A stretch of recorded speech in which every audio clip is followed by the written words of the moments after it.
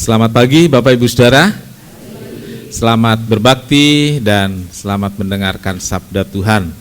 Tuhan Yesus memberkati kita semua. Bagaimana kabar saudara semua? Puji Tuhan.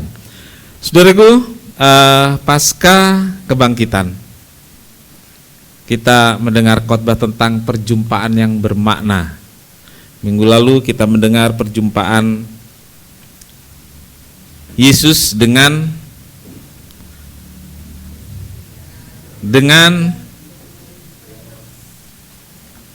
ayo. Dah judulnya kalau ingat. Antara Anyer dan Jakarta. Begitu judulnya?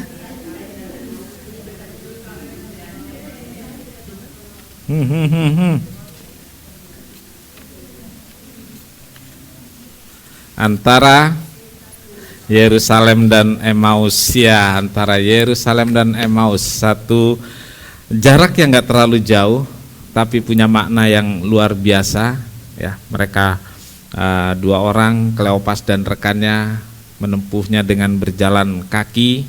Dan poin pertama saudara, mungkin saya berharap saudara tidak lupa poin pertamanya. Mari kita baca bersama. Hari ini, saudaraku, kita kembali mengingat khotbah minggu lalu dan itu ayatnya kita baca bersama. Lukas 24 ayat 13 sampai ayat 17 kita baca lebih dulu. Mari kita sama-sama berdiri, kita membaca ayat ini. Saya akan bacakan firman Tuhan demikian. Pada hari itu juga, dua orang murid-murid Yesus pergi ke sebuah kampung bernama Emmaus, yang terletak kira-kira 7 mil jauhnya dari Yerusalem. Dan mereka bercakap-cakap tentang segala sesuatu yang terjadi. Ketika mereka sedang bercakap-cakap dan bertukar pikiran, datanglah Yesus sendiri mendekati mereka lalu berjalan bersama-sama dengan mereka. Tetapi ada sesuatu yang menghalangi mata mereka, sehingga mereka tidak dapat mengenal Dia. Yesus berkata kepada mereka, "Apakah yang kamu percakapkan sementara kamu berjalan?" Maka berhentilah mereka dengan muka muram. Amin. Silakan duduk. Berbahagialah setiap orang yang telah membaca, mendengar dan melakukan firman Tuhan. Ini peristiwa dekat di mata, jauh di hati. Iya. Ngobrol sudah, cerita sudah, curhat sudah, tapi nggak tahu siapa yang diajak ngomong. Saya pikir-pikir, kalau suami istri seharusnya bagaimana saudaraku? Yang mana ini? Dekat di mata, jauh di hati, atau jauh di hati, dekat di mata?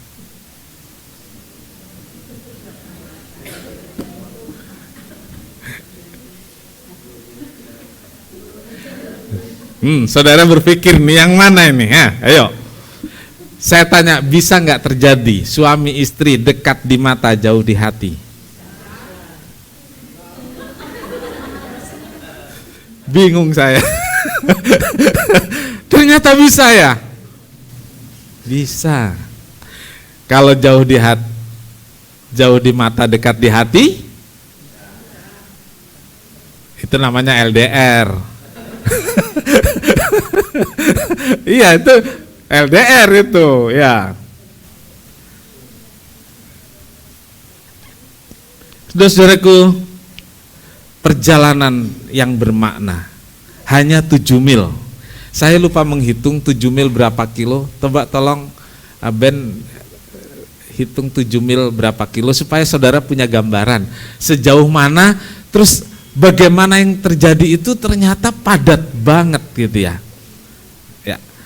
Saudaraku, saya akan bacakan sebelum masuk poin khotbah kedua. Satu titik yang mengubahkan pandangan dari orang-orang ini, saudaraku, ayat 29. 28-29. Mereka mendekati kampung yang mereka tuju, lalu ia berbuat seolah-olah hendak meneruskan perjalanannya. Tetapi mereka sangat mendesaknya, katanya, tinggallah bersama kami, sebab hari telah menjelang malam dan matahari hampir terbenam. Lalu masuklah ia untuk tinggal bersama-sama dengan mereka. Amin. Ini titiknya, saudaraku, perubahan dari dekat di mata, jauh di hati tadi. Rasanya enak nih ngobrol sama orang ini. Rasanya enak nih ngobrol sama orang yang walaupun itu adalah orang asing. Kalau orang yang baru saudara kenal, saudara bisa curhat, pasti nggak bisa. Saudara bisa cerita panjang lebar, pasti nggak bisa. Mungkin yang ember bisa, tapi umumnya tidak. Nah, tetapi orang dua ini enak banget loh ngobrolnya sama orang asing ini. Walaupun kecewa, ya ini poin 2-nya, dipulihkan dan bersemangat lagi. Poin 2.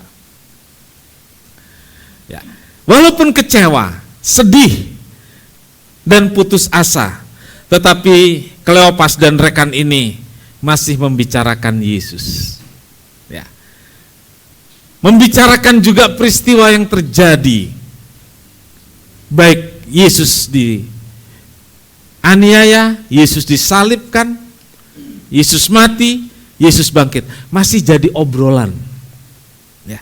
Padahal kecewa, padahal sedih, sampai juga pada titik yang namanya putus asa. Tapi masih ngomongin, ya, masih ngobrolin. Nah ini saudaraku agak aneh ya, agak aneh atau biasa terjadi? Bagaimana? Nggak suka, kecewa, marah, tapi suka ngobrol, masih suka ngobrolin. Ada orang yang begitu? Siapa kira-kira orang yang seperti itu? Sedang seperti apa maksud saya? Ya, itu kan namanya sebenarnya benci tapi rindu, saudaraku. Yang saya ingin sampaikan, saudaraku, dua orang ini kesel, kecewa, putus asa, tapi masih ngobrolin, masih ngomongin. Sebenarnya itu masih ada di hatinya, betul? Jadi anak-anak muda ingat, kalau kamu diputusin, tapi masih mikirin, masih suka ngobrolin ke teman, itu berarti masih ada di hatimu tuh. Lah ini kan khotbah ini loh contohnya ini. Kesel, marah, sampai kabur loh dari Yerusalem sampai pergi. Tapi masih aja ngobrolin tuh, artinya masih ada di hati. Pindah ke yang rohani deh. Pindah ke yang rohani ya. Saudara pernah kecewa dengan Tuhan? Kesel dengan Tuhan? Jujur-jujuran deh. Yang gak pernah kecewa dan kesel sama Tuhan, angkat tangan. Gak pernah? Gak pernah, amin. Yang lain berarti pernah semua ya? Saya sama ratakan karena tidak angkat tangan. Waktu saudara kesel, saudara kecewa, saudara marah sama Tuhan, saudara masih ingat-ingat Tuhan gak sih? Masih. Kalau ketemu temen, saudara masih suka ngobrolin Tuhan Yesus gak sih? Masih. Itu berarti Yesus masih ada di hatimu. Sama seperti tadi ya, udah sampai kabur loh, ketemu temen masih cerita, gitu ya, masih cerita. Artinya masih ada di hati. Dua orang ini gitu juga. Udah ngapain Yesus, pergi dia dari Yerusalem. Tapi masih ngobrolin Yesus, masih cerita tentang Yesus. Ada orang asing yang menjelaskan dengan baik tentang Yesus, seneng banget, tertarik banget. Saudara-saudaraku, artinya sosok Yesus masih ada dalam pembicaraan mereka. Sosok Yesus masih nyaman kalau mereka obrolin. Saudaraku, padahal ini orang asing. Kleopas dan rekannya kemudian ngomong sama orang ini karena enak diajak ngomong. Dia bilang, jangan jalan terus, mampir ke rumah saya. Kenapa? Karena enak ngobrol. Kalau diajak ngomong orang ini nggak enak, Ada ajakan ke rumah? Gak ada. Malah kalau bisa cepat-cepat pisah karena enak. Nah, ayat yang dibaca tadi, tinggallah bersama kami, sebab hari telah menjelang malam, matahari hampir terbenam. Dan ayat ini mengatakan, lalu masuklah ia untuk tinggal. Ya, masuklah ia untuk tinggal bersama-sama dengan mereka. Tinggallah bersama kami. Orang tidak dikenal, tapi disuruh tinggal. Tinggal itu bisa berarti kalau itu malam nginep ya. Kok bisanya? Karena enak, nyaman diajak ngobrol. Saudaraku, suatu ajakan yang tidak biasa dilakukan seorang kepada orang asing, nggak biasa. Tetapi karena rasa nyaman itu, saudaraku, karena enak itu. Bagaimana orang ini menjelaskan tentang Mesias, bagaimana orang ini bisa membuat mereka lebih paham lagi, sehingga Kleopas dan rekan mengajak mereka singgah. Nah, beberapa pelajaran yang kita bisa ambil dari perjalanan antara Yerusalem dan Emmaus. Oh ya, tadi sudah dihitung berapa jaraknya? 11 kilo. 11 kilo itu dari sini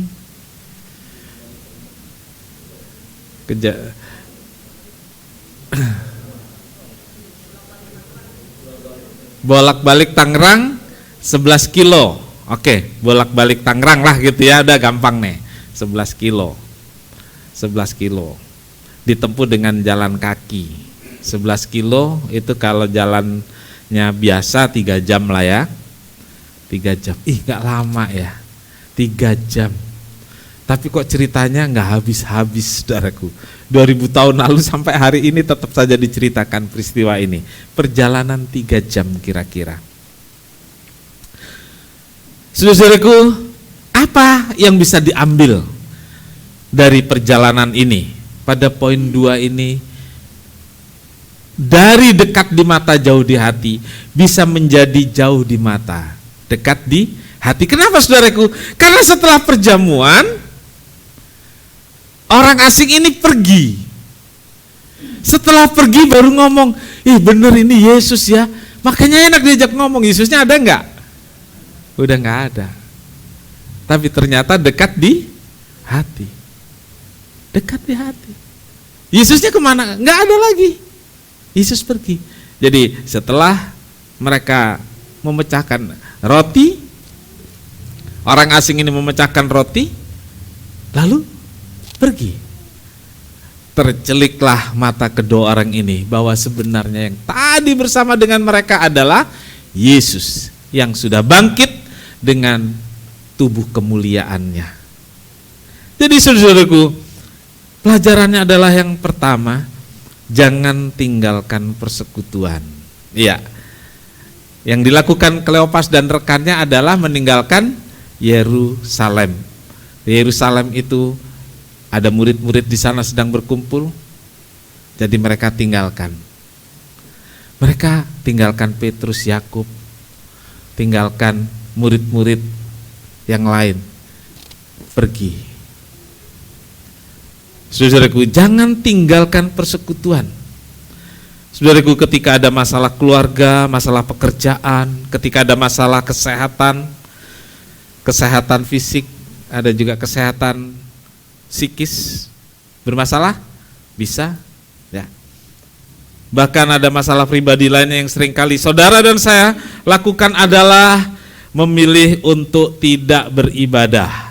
Betul? Hari Rabu kemarin, saudaraku, Tuhan kasih saya satu semacam penjelasan gitu melalui ayat yang sangat biasa. Ini, saudaraku, ternyata banyak pandangan dulu itu keliru.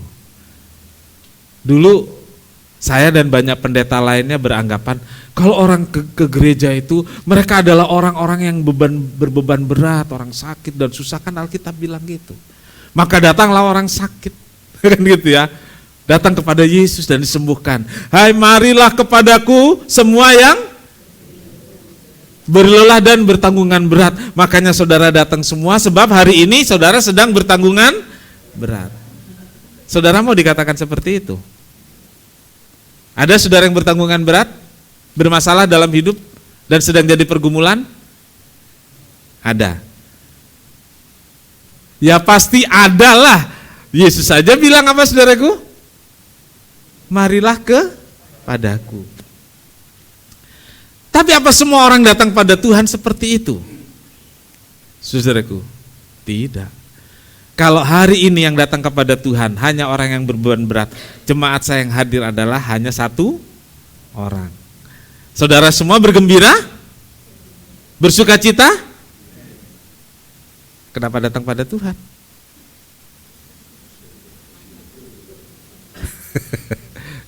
Saudaraku, berdoa, beribadah, Mazmur bilang dengan bersuka cita, dengan bergembira, gitu. Terus yang sakit bagaimana, yang susah bagaimana? Datang pada Tuhan. Ya, saya sampai bilang kalau saudara sakit bisa ke dokter enggak? Tapi sakit paling sering dijadikan alasan untuk orang tidak beribadah. Iya.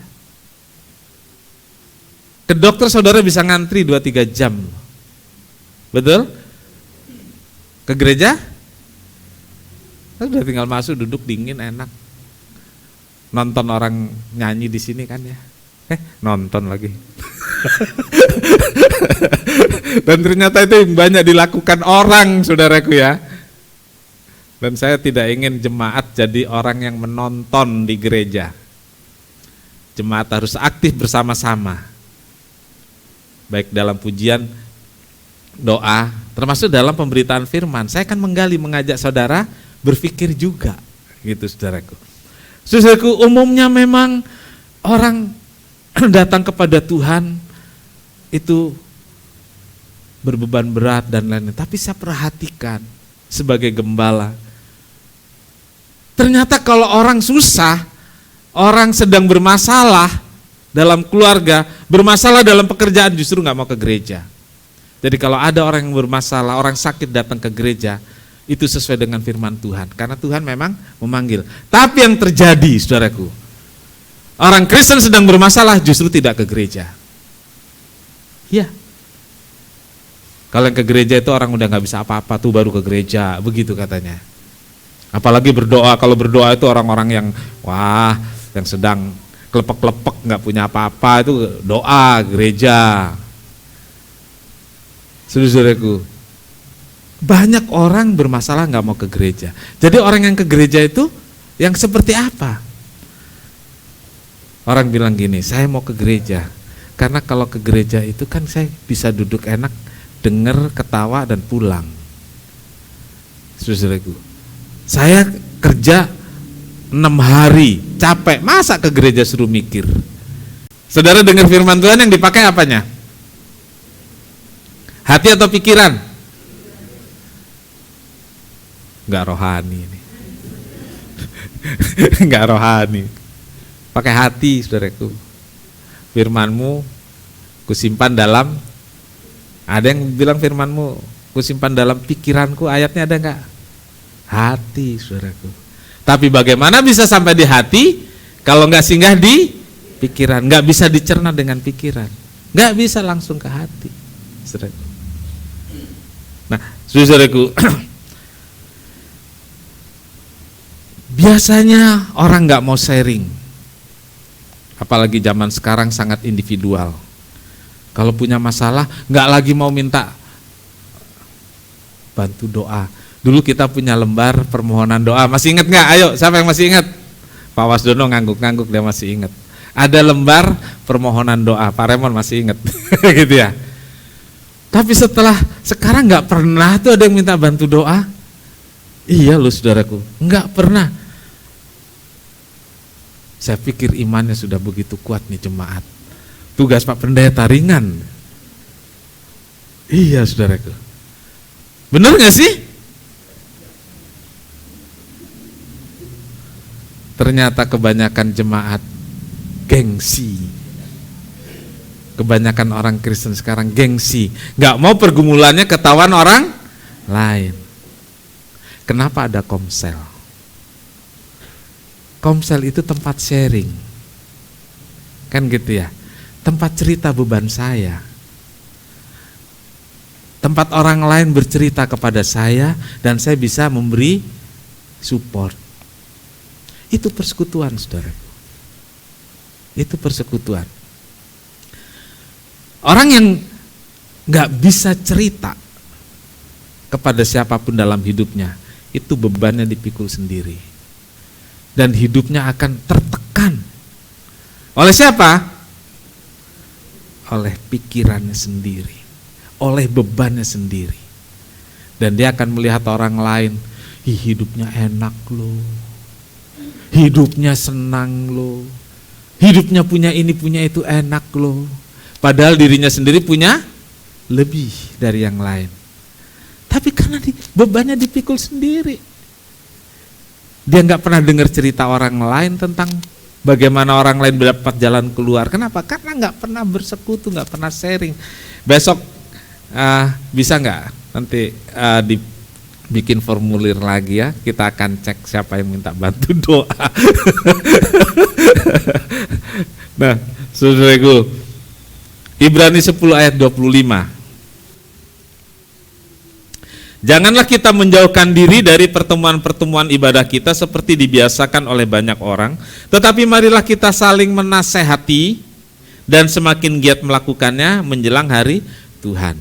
Jangan tinggalkan pertemuan ibadah supaya kita bisa saling menasehati. Ya, itu persekutuan. Supaya kita bisa saling menasehati. Saudaraku, nasihat agar jangan menjauhkan diri dari persekutuan, jangan meninggalkan ibadah, ini penting kita laksanakan. Alkitab bilang karena hari Tuhan semakin dekat. Ya. Meningkatkan ibadah persekutuan di akhir zaman, ini sangat penting, saudaraku. Nah, saudaraku, ada banyak, tidak sedikit lah orang Kristen beralasan, nggak perlu ke gereja karena sekarang ada online, ya, ada ibadah online. Ibadah online kan bukan dari satu gereja aja, bukan dari gereja saya aja, dari gereja lain saya juga lihat. Boleh, saudaraku, saudara mau lihat yang apa saja karena nggak ada yang bisa melarang dan membatasi. Tapi ibadah di gereja, saya katakan pada saudara, tidak bisa digantikan oleh ibadah online. Ibadah online itu alternatif, saudaraku. Baik itu ibadah minggu, ibadah doa atau ibadah apapun, ibadah online itu adalah alternatif. Maksudnya kalau memang kita benar-benar nggak bisa datang. Kalau saya memang waktu itu masih di jalan, tapi pengen ikutin. Atau ada kegiatan yang bagaimana? Bukan karena malas ke gereja, bukan karena nggak mau ketemu orang di gereja. Saudaraku, ada, nggak tahu di gereja sini lah. Kalau di gereja lain, segenah ketemu orang jadi ikut online aja.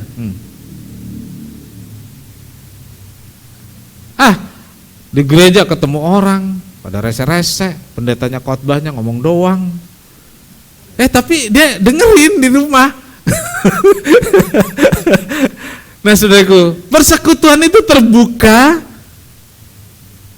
enjoy, saling menasehati dan mau dinasehati. Saling ya, menasehati dan dinasehati. Itu keakraban. Nah, ini namanya, saudaraku, dekat di mata, dekat di hati.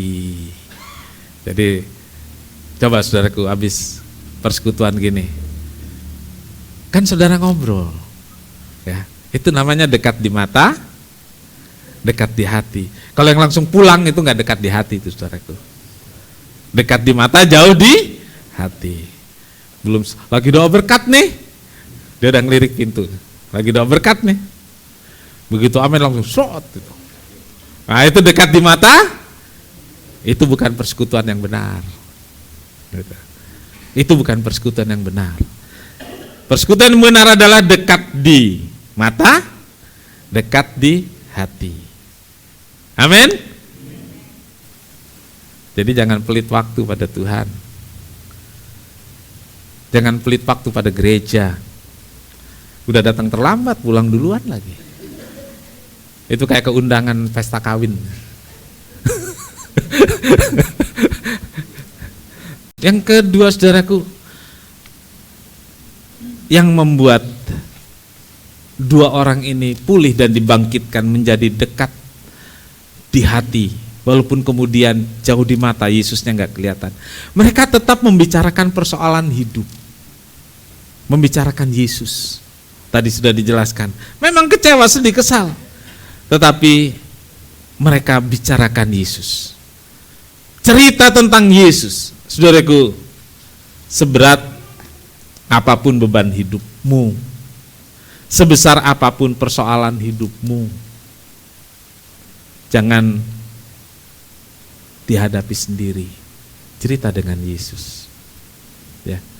Ceritakan pada Yesus.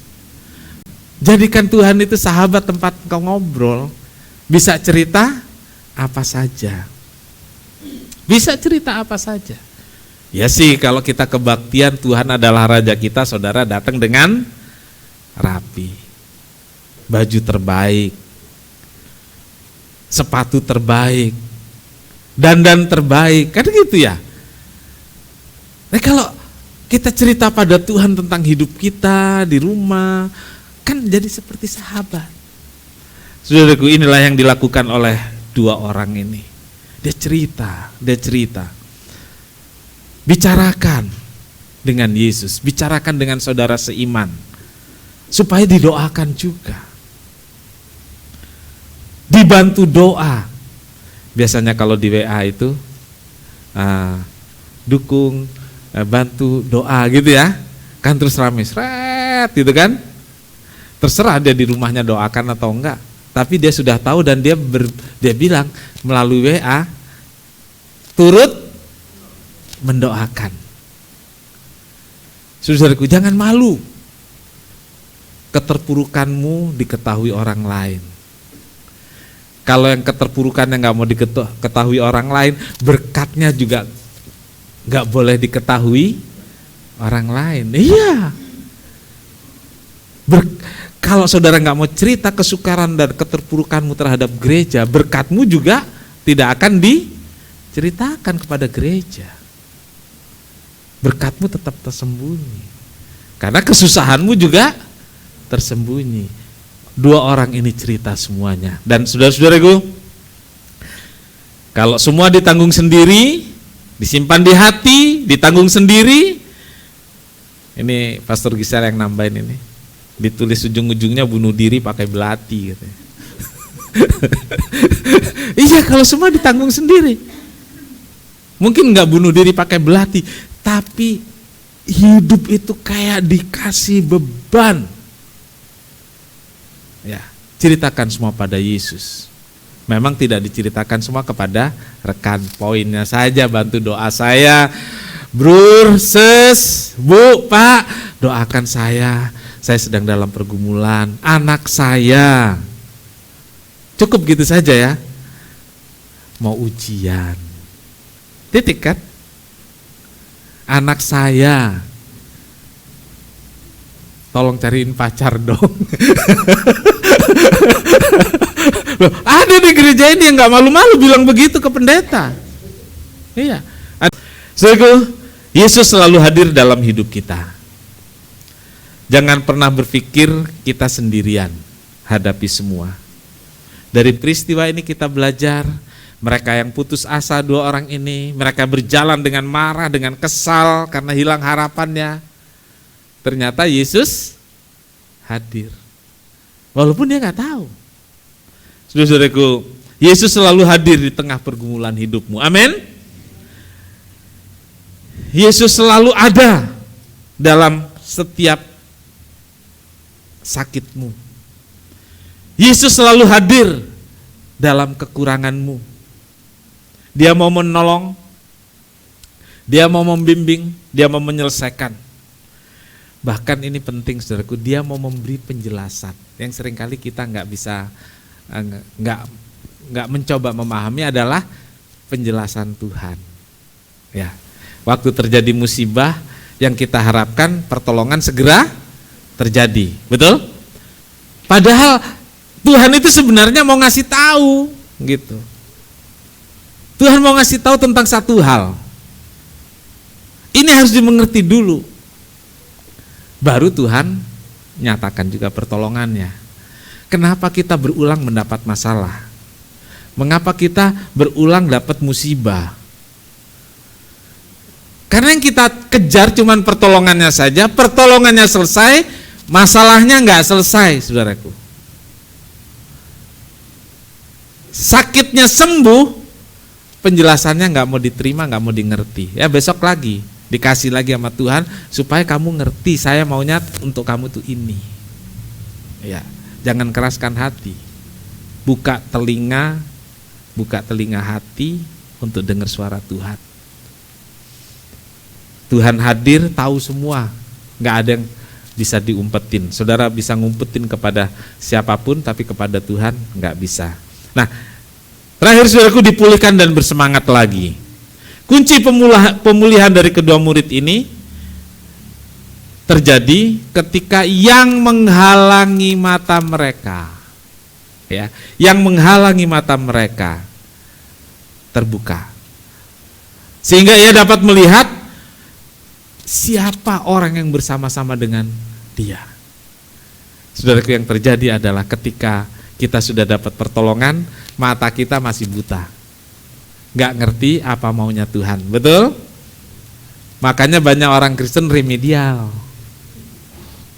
Saudaraku, selama kita nggak ngerti, kita akan tetap disuruh remedial, ngulang lagi. Saudaraku, Tuhan gak pernah biarkan kita jalan sendiri, Dia selalu bersama-sama dengan kita. Bahkan Dia menggendong kita ketika Dia melihat kita gak sanggup lagi. Kenapa kita sering gak menyadarinya? Karena kita fokus pada persoalannya. Kita terlalu fokus pada kebutuhan kita, sehingga kita gak bisa lihat Tuhan yang sebenarnya Dia ada di samping kita. Waktu kita mau jatuh, Dia siap untuk menopang hidup kita. Saudaraku, Kleopas dan rekan kembali ke Yerusalem dengan semangat. Ya, dia cerita ke murid-murid yang lain, aku telah melihat Tuhan, aku telah melihat Tuhan. Dan kedua murid ini dengan penuh semangat, dia bersama-sama murid yang lain memberitakan Injil. Mereka masuk kembali dalam persekutuan, dipulihkan, bersemangat lagi. Saudaraku, setelah Paskah, saatnya untuk kembali secara fisik dan hati, bersekutu, mengobarkan semangat kembali untuk melayani Tuhan. Amin. Paskah sudah lewat, lalu apa yang kita dapat? Api semangat itu. Saudaraku, dari cerita ini memang agak kontradiksi, tapi saya ingin sampaikan kepada saudara cerita ini, dan saya ingin menyanyi bersama saudara dari khotbah ini.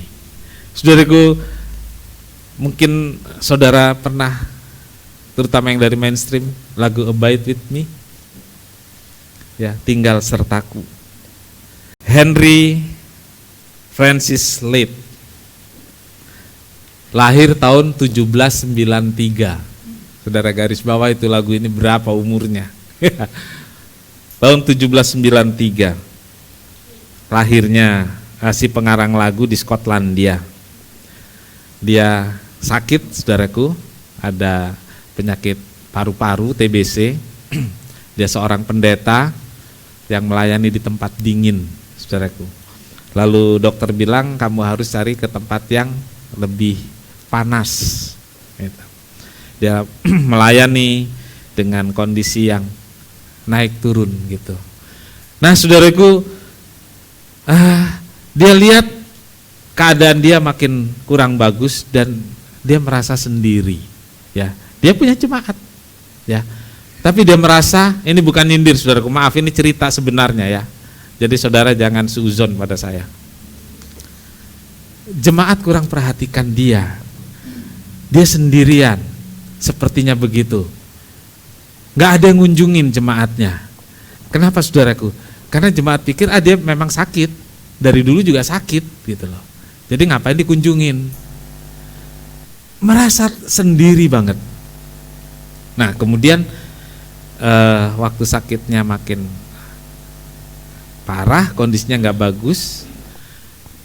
Setelah selesai khotbah hari Minggu begini, ya, selesai khotbah hari Minggu begini, dia menulis lagu ini, saudaraku.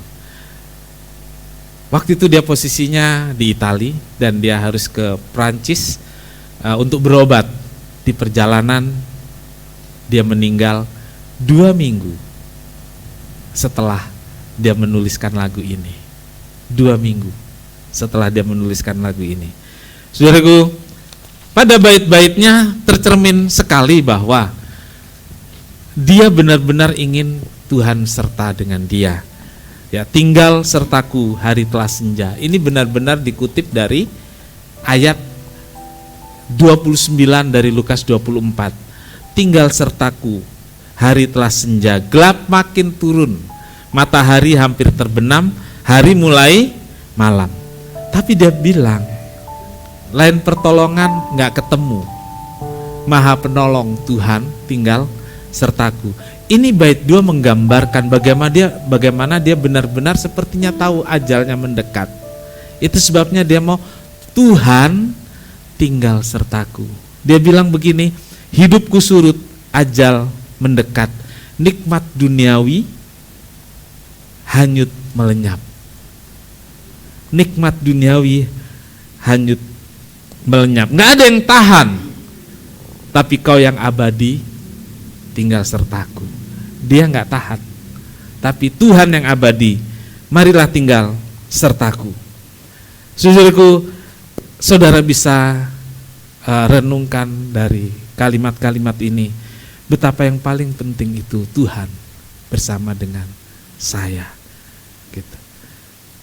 Saudaraku, setelah 2 minggu dia meninggal, baru tulisan itu diketemukan oleh William Henry Monk, baru itu ditulis lagunya seperti yang akan kita nyanyikan hari ini. Ya, biarlah dengan lagu ini pun kita bersemangat lagi, karena kita nggak tahu ajal kita kapan. Tapi selagi Tuhan kasih, marilah bersemangat untuk melayani Tuhan, untuk setia dan semakin cinta Tuhan. Tinggal sertaku hari telah senja.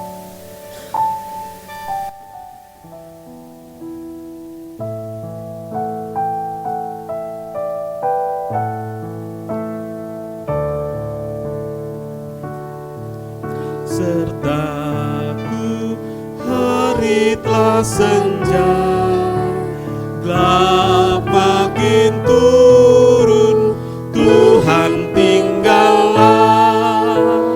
Lain pertolongan tiada ketemu, Maha Penolong tinggal sertaku.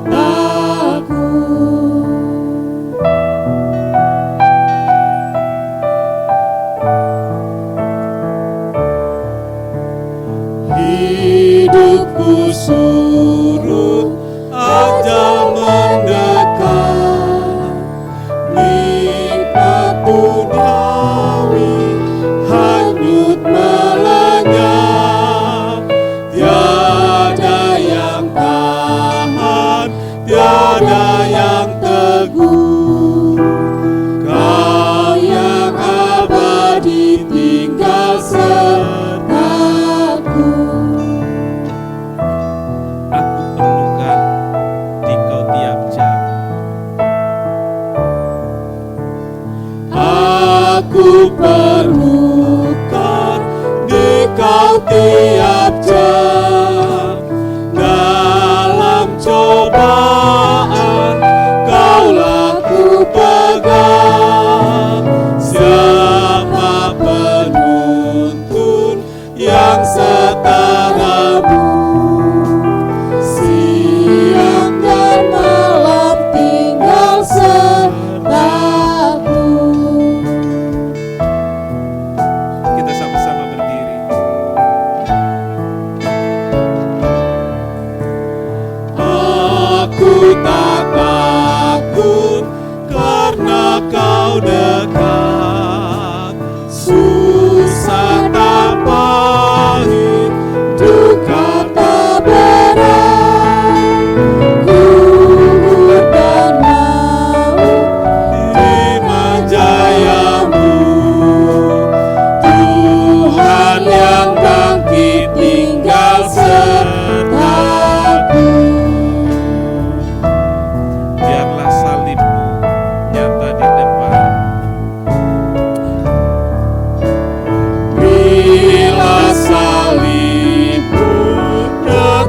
di depan, tunjukkan jalan yang menuju terang. Fajar menghalau kabut dan mendung, Tuhan kekal Kau tinggal sertaku. Bapa di sorga, terima kasih Kau baik buat kami. Kadang hidup ini sulit dipahami, bahkan penuh misteri, terlebih tentang ajal. Tak seorang pun paham, tetapi sementara Tuhan masih beri kami nafas hidup, biarlah kami mau terus pegang kuasa Tuhan, bersandar pada bahu Tuhan yang kuat, yang bisa menopang hidup kami dan segala beban yang kami alami. Kami mau ceritakan semua padamu Tuhan tentang apapun yang terjadi di hidup kami, sehingga kami bisa dipulihkan, dibaharui, dan kami kembali ke Yerusalem. Kami kembali bersekutu, kami kembali bersemangat, kami kembali setia, kami kembali bersungguh-sungguh dalam mengiring Tuhan dan melayani Tuhan. Berkati seluruh jemaat yang hari-hari ini mungkin seperti dua orang yang sedang dalam perjalanan ke Emmaus dengan segala beban dan kesukarannya, tapi tetap menceritakan semua pada Yesus, sehingga pulang dari gereja ini, bahkan saat ini kami semua mengalami perjalanan dari Emmaus ke Yerusalem. Orang-orang yang sudah dipulihkan, orang-orang yang sudah mengerti maksud Tuhan, orang-orang yang sudah diberkati Tuhan. Terima kasih Tuhan, siapapun saat ini yang sedang ada di Emmaus, biar Tuhan tarik untuk kembali ke Yerusalem. Mereka yang sedang berjalan ke Emmaus, Tuhan Kau hadir, Kau menyertai, dan Tuhan membimbing untuk kembali ke Yerusalem. Terima kasih Tuhan, terima kasih memberkati semua yang hadir, memberkati kami semua, berkati yang melayani Tuhan. Terima kasih, segala puji bagi Tuhan. Terima kasih Tuhan Yesus untuk berkat Tuhan dalam ibadah ini. Kami bersyukur karena Tuhan beserta kami, Tuhan yang abadi beserta kami, bahkan beserta kami menuntun kami sampai kami keabadian nanti. Berkati pelayan-pelayan Tuhan, berkati jemaat, berkati anak-anak-Mu yang saat ini dalam kesulitan hidup, pergumulan hidup. Ulurkan tangan-Mu, hadirlah Engkau Tuhan, seperti Tuhan hadir menemani dua orang yang berjalan ke Emmaus, sehingga jemaat dipulihkan, diberi kemenangan. Terima kasih Tuhan. Berkati anak-anak-Mu yang telah memberi persembahan, baik itu untuk kas gereja dan juga untuk kesejahteraan hamba Tuhan. Berkati persepuluhan, biar Tuhan dari sorga membuka pintu berkat, sehingga mereka yang mengembalikan apa yang Tuhan punya terpelihara dengan sempurna. Terima kasih Tuhan, terima kasih, segala puji bagi Tuhan. Saudara yang kekasih, Tuhan memberkati engkau dan melindungi engkau. Tuhan menyinari engkau dengan wajahnya dan memberi engkau kasih karunia. Tuhan menghadapkan wajahnya kepadamu dan memberi engkau damai sejahtera. Saudara yang kekasih, terimalah berkat dan damai sejahtera dari Allah Bapa, kasih karunia dari Tuhan Yesus, serta persekutuan Roh Kudus, serta kita semua sekarang sampai selamanya. Ini doa kami ya Tuhan, yang kami alaskan di dalam satu nama, yaitu di dalam nama Tuhan Yesus Kristus, Juru Selamat dan Penebus kami berdoa. Bapa kami yang di sorga, dikuduskanlah namamu, datanglah kerajaan-Mu, jadilah kehendak-Mu di bumi seperti di sorga. Berikanlah kami pada hari ini makanan kami yang secukupnya, dan ampunilah kami akan kesalahan kami, seperti kami juga mengampuni orang yang bersalah kepada kami. Dan janganlah membawa kami ke dalam cobaan, tetapi lepaskanlah kami daripada yang jahat. Karena Engkaulah yang punya kerajaan dan kuasa dan kemuliaan sampai selama-lamanya. Amin.